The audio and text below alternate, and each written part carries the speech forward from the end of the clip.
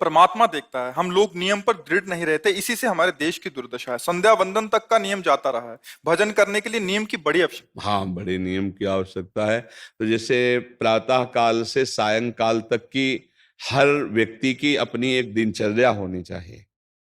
ऐसा नहीं कि आज हम 4 बजे उठे, कल 7 बजे उठे, पर फिर मन को आप कंट्रोल नहीं कर पाएंगे। मन के लिए एक दिनचर्या होनी चाहिए कि हमको 10 बजे सोना है, 4 बजे उठ जाना है।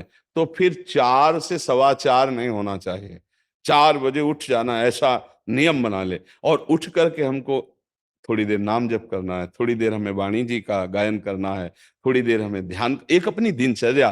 फिर हम अपने संसार के कार्य के नियम, जो संसार के कार्य हैं, उनको भी करते हुए भगवान को समर्पित करें। जैसे जो पद में है, जो आपको राष्ट्र सेवा मिली है, जो आपको समाज सेवा के पद मिले हैं, या आपको जो घर की सेवा के कार्य मिले हैं, उनमें बहुत धर्म पूर्वक आचरण होना चाहिए।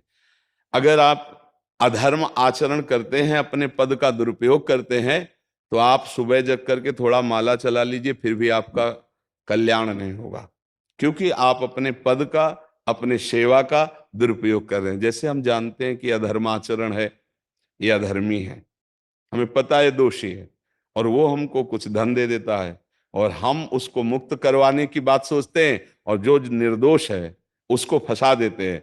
अब तुम चाहे जितना माला चलाने की कोशिश करो या दान पुण्य करो, वो तुम्हारा अधर्म आचरण, वो अधर्म का धन तुम्हें सतमार्ग में नहीं जाने देगा।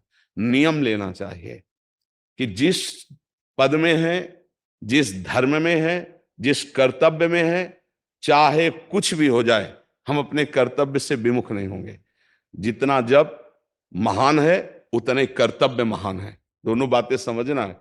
जब माला फेरा और इसके बाद बेईमानी, अधर्माचरण, इनका कोई नियम नहीं है कि हमें कैसे चलना है, तो वो माला काम नहीं कर पाएगा, क्योंकि उसका तभी सत्य भाव माना जाएगा माला जपला जब धर्माचरण है। धर्माचरण नियम से।